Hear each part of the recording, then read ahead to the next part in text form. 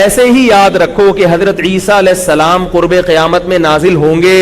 حضرت عیسیٰ پر موت واقع نہیں ہوئی, حضرت عیسیٰ زندہ آسمانوں کی طرف اٹھائے گئے ہیں. یہ بھی اسلام کے بنیادی عقائد میں سے ایک عقیدہ ہے, کیونکہ اس کو قرآن نے بھی بہت کھول کے بیان کیا اور حدیث نے بھی بہت کھول کے بیان کیا, اور اجماع امت ہے. میں نے بتایا نا عقیدہ طحاویہ, اسی میں یہ عقیدہ لکھا ہے, پوری امت مانتی ہے اس کو. اب اگر کوئی قرآن کے الفاظ کو توڑ موڑ کے حضرت عیسیٰ کو مردہ معاذ اللہ ثابت کرنے کی کوشش کرے گا, تو پھر اگر کوئی مولوی ہوگا تو اسے غصہ آئے گا, کیونکہ اس کا دین سے رشتہ ہے. جس کو غصہ نہیں آ رہا, یا تو اس کو بیچارے کو پتہ ہی نہیں ہے کہ اسلام میں اس عقیدے کی کیا اہمیت ہے, بعض بیچارے کم علم ہوتے ہیں, یا اس کو پتا ہے تو اس کا اسلام سے رشتہ مضبوط نہیں ہے, وہ دین میں تحریف ہو رہی ہے اور اس کو غصہ نہیں آ رہا. سمجھ میں آ رہی ہے بات؟ اب میں حضرت عیسیٰ علیہ السلام کا عقیدہ ذرا مختصر بیان کرتا ہوں. یہ جو غامدی صاحب ہیں, یہ حضرت عیسیٰ کی وفات کے بارے میں, ان کی موت کے بارے میں لفظ وفات سے استدلال کرتے ہیں, لفظ وفات سے, کہ قرآن کریم میں آتا ہے یا عیسیٰ انی متوفی کا, میں تمہیں وفات دوں گا. تو کہتے ہیں وفات کسے کہتے ہیں؟ مرنے کو کہتے ہیں. حالانکہ یہ قرآن و سنت کیا بلکہ عربی کے الفاظ سے ناآشنا ہونے کی دلیل ہے, کہ آپ کو عربیت سے بھی واقفیت نہیں ہے. دیکھو میں آسان زبان میں سمجھاؤں گا آپ کو, بالکل آسان مثالوں سے. یہ جو وفا کا لفظ ہے, یہ متوفا ہے نا, یہ وفا سے نکلا ہے. وفا کسے کہتے ہیں؟ چکا دینا کسی کا پورا, یعنی کسی نے آپ پر احسان کیا تو آپ اس کا احسان چکا دو, اس کو کیا کہتے ہیں؟ وفا. یعنی پوری کسی چیز کو دے دینا, اس کو کیا کہتے ہیں؟ وفا. کہتے ہیں اس نے وفا کی ہے میرے ساتھ اور اس نے جفا کی ہے. جفا کا مطلب میرا حق نہیں دے رہا, وفا کا مطلب پورا میرا حق مجھے یہ دے دیتا ہے. توفا کا مطلب ہوتا ہے وصول کر لینا. توفا کسے کہتے ہیں؟ بولو بھائی, وصول کر لینا. تو توفا کا یا متوفا کا اصل مطلب موت نہیں ہے. موت کے لیے جو صریح لفظ ہے قرآن و حدیث میں وہ موت ہے. موت عربی کا لفظ ہے جو ہم اردو میں بھی استعمال کرتے ہیں. تو متوفا کا مطلب کیا ہوا, یا متوفی کا مطلب کیا؟ وصول کر لینا. سمجھ میں آ رہی ہے بات؟ اس کا اصل مطلب موت دینا نہیں ہے. ہاں بعض دفعہ اس کا اطلاق موت پر بھی ہوتا ہے, کیونکہ موت میں بھی بندہ وصول ہو جاتا ہے, لیکن اصل مطلب اس کا وصول کرنا ہے, مارنا نہیں ہے اصل مطلب. اس کی دلیل قرآن ہی میں, قرآن کہہ رہے اللہ یتوفی الانفس حین موتہا, اللہ روح کو وصول کر لیتا ہے مرنے کے وقت. واللتی لم تمت فی منامہا, اور جن کی موت کا وقت نہیں آیا نیند کے وقت ان کی روحوں کو اللہ تعالیٰ وصول کر لیتے ہیں. اگر یتوفا کا مطلب موت دے دینا ہوتا تو پھر موت کا لفظ قرآن میں الگ سے نہ آتا. قرآن یوں نہ کہتا اللہ یتوفی الانفس حین موتہا, اللہ روحوں کو لے لیتا ہے موت کے وقت. تو اس کا مطلب یتوفا کا بھی مطلب مرنا اور موت کے وقت کا بھی مطلب مرنا, تو ایک لفظ کا دو دفعہ تکرار ہو گیا نا. اگر یتوفا کا مطلب موت دینا ہوتا تو مطلب کیا ہوتا ہے اس آیت کا؟ اللہ موت دے دیتا ہے موت کے وقت, یہ مطلب ہوتا ہے اس آیت کا. جبکہ اس آیت کا غامدی صاحب بھی یہ ترجمہ نہیں کریں گے. نہیں آئی بات؟ دیکھو کسی لفظ کے معنی میں اگر الجھن ہو رہی ہو کہ اس کا یہ مطلب ہے کچھ اور مطلب, تو اس لفظ کو ایک ہی جملے میں 2 مرتبہ استعمال کرو. مترادف الفاظ کو ایک جملے میں 2 مرتبہ لے کر آؤ. تو اگر وہ جملہ بہت ہی عجیب سا بن جائے تو اس کا مطلب یہ ہوگا کہ ایک ہی لفظ کو بلا وجہ 2 دفعہ لایا جا رہا ہے. اور اگر پہلے لفظ کا مطلب کچھ اور ہو دوسرے کا مطلب کچھ اور, تو پھر یہ جملہ فصاحت و بلاغت کے اصولوں پر اتر جائے گا. اس کی مثال ہے آب زمزم کا پانی. یہ پینڈوانہ جملہ ہے, آب زمزم کا پانی, اس لیے کہ آب کا مطلب بھی کیا ہے؟ پانی. اور اچھی مثال دیتا ہوں, کوہ مری کا پہاڑ لبے سڑک کے کنارے. لبے سڑک کسے کہتے ہیں؟ بھائی بولنے پر گورنمنٹ نے کوئی ٹیکس لگایا تو بتائیں یار, انتظامیہ سے کہیں گے وہ ٹیکس بھر دیں گے. لبے سڑک کسے کہتے ہیں؟ لبے سڑک, لب کہتے ہیں کنارے کو, لبے سڑک. اب اس کے بعد کنارہ کہنے کی ضرورت نہیں ہے. کوہ مری, مری کے پہاڑ, کوہ پہاڑ کو کہتے ہیں. تیسری غلطی اس نے یہ کی ہے کہ سڑک پہاڑ کے کنارے ہوتی ہے, پہاڑ سڑک کے کنارے نہیں ہوتا. تو ایک بندہ کہہ رہا ہے میں نے کوہ مری کا پہاڑ دیکھا لبے سڑک کے کنارے. تو یہ پاگل ہے یا نہیں ہے؟ اس لیے کہ لب کا بھی وہی مانا, کنارے کا بھی وہی مانا, کوہ کا بھی وہی مانا. اگر اس کا کلام صحیح ہے تو اس کا مطلب کوہ کا مانا کچھ اور ہے, پہاڑ کا مانا کچھ اور, آب کا مانا کچھ اور, پانی کا مانا کچھ اور. تو اگر یہ توفا کا مطلب موت دینا ہوتا تو پھر آگے موت کا مطلب کیا ہے؟ پھر اللہ یتوفی الانفس حین موتہا, اللہ موت کے وقت تمہارے نفس کو وصول کر لیتا ہے. پتا چلا اس کا مطلب وصول کرنا ہے, اور یہ وصولی کب ہوتی ہے؟ موت کے وقت ہوتی ہے. تو یتوفا کا اصل مطلب موت دینا نہیں ہوا بلکہ وصول کرنا ہوا. ہاں یہ وصولی کبھی موت کی صورت میں ہوتی ہے, کبھی موت کے بغیر ہوتی ہے. دونوں قسم کی وصولیوں کو یہ لفظ شامل ہے. تو قرآن میں موت کے معنی میں بھی استعمال ہوا ہے, اس لیے نہیں کہ اس کے اصل معنی موت ہے, اس لیے کہ اصل معنی وصولی ہے, اور وصولی موت میں بھی ہوتی ہے لیکن موت کے بغیر بھی ہوتی ہے. اب حضرت عیسیٰ کے بارے میں قرآن کیا کہہ رہا ہے؟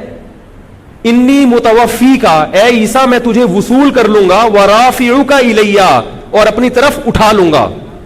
تو پتا چلا کہ قرآن کہہ رہا ہے کہ متوفا کے دو مطلب آتے ہیں.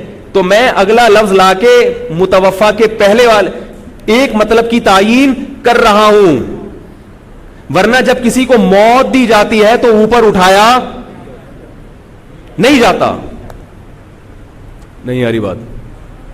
اب اس پہ بھی ممکن ہے کوئی اشکال کرے کہ بھئی یہاں تک سمجھ میں آ گیا. یہ عطف جو ہے نا, عربی میں تفسیری عطف بھی ہوتا ہے. پچھلا جملہ ایسا ہے جس میں دو احتمال ہیں, تو واو لا کے آپ نے اس کا اصل معنی متعین کر دیا کہ یہ والا معنی ہے. اے عیسیٰ میں تجھے وصول کروں گا, ورافعک, اور اٹھاؤں گا اپنی طرف. اب بعض لوگ اس کے کہتے ہیں اٹھاؤں گا کا مطلب یہ ہے کہ تجھے اونچا مرتبہ دوں گا میں. جب آپ نے تحریف کی قسم کھائی بھی ہو نا قرآن کی آیتوں کو توڑنے موڑنے کی, تو پھر اللہ ہی کی پناہ مانگنی چاہیے. لیکن اللہ کی قدرت دیکھیں کہ اللہ نے عقائد کا معاملہ اتنا واضح کر دیا کہ کوئی کتنی بھی تحریف کرنا چاہے عقائد کے معاملے میں الحمدللہ تحریف نہیں کر سکتا.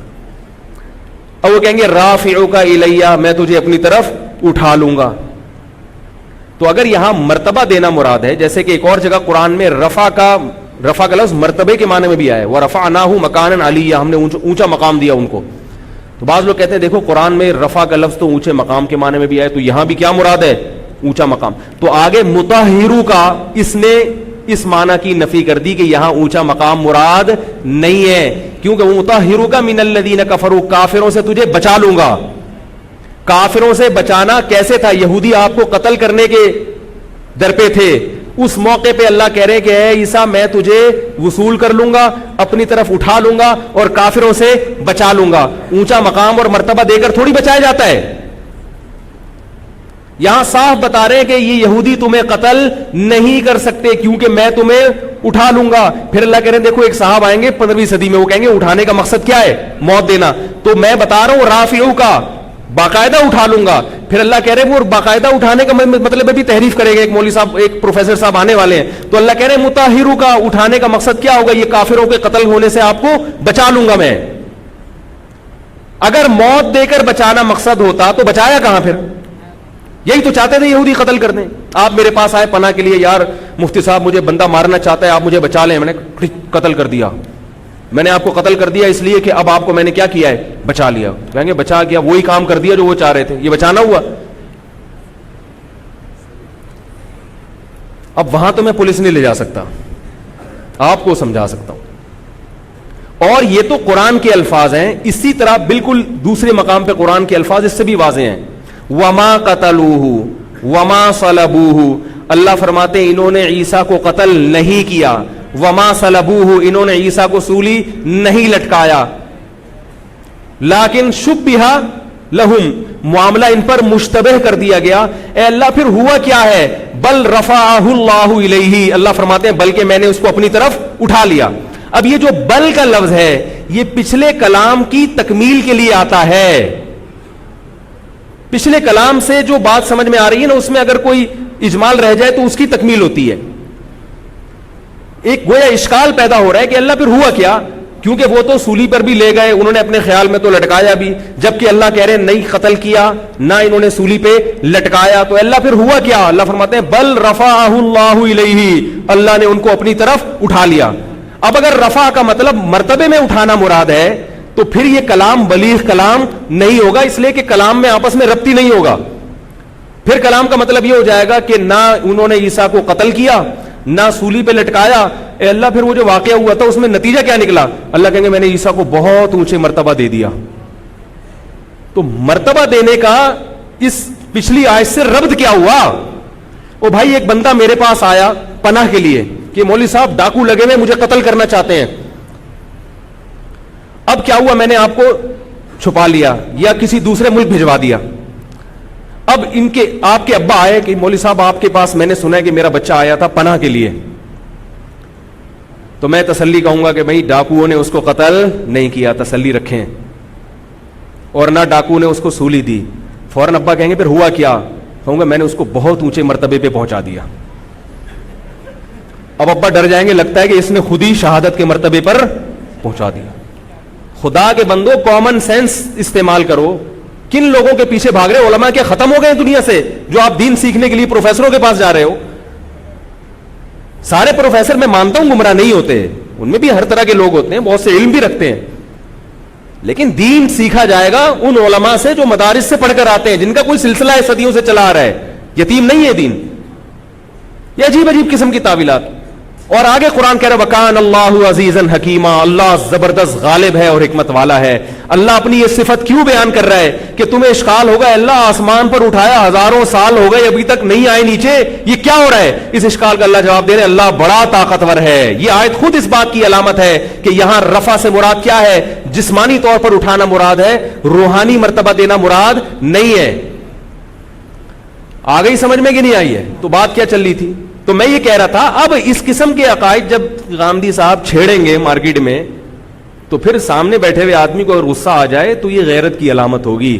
اور غامدی صاحب کو غصہ نہیں آ رہا یا ان جیسے لوگوں کو غصہ نہیں آ رہا تو یہ اخلاق کی علامت نہیں ہے, یہ اس کی علامت ہے کہ آپ کا دین سے رشتہ مضبوط نہیں ہے. مضبوط ہوتا تو آپ کو بھی غیرت. یہ کیا ہو رہا ہے بھائی؟ دین میں تحریف کیوں ہو رہی ہے؟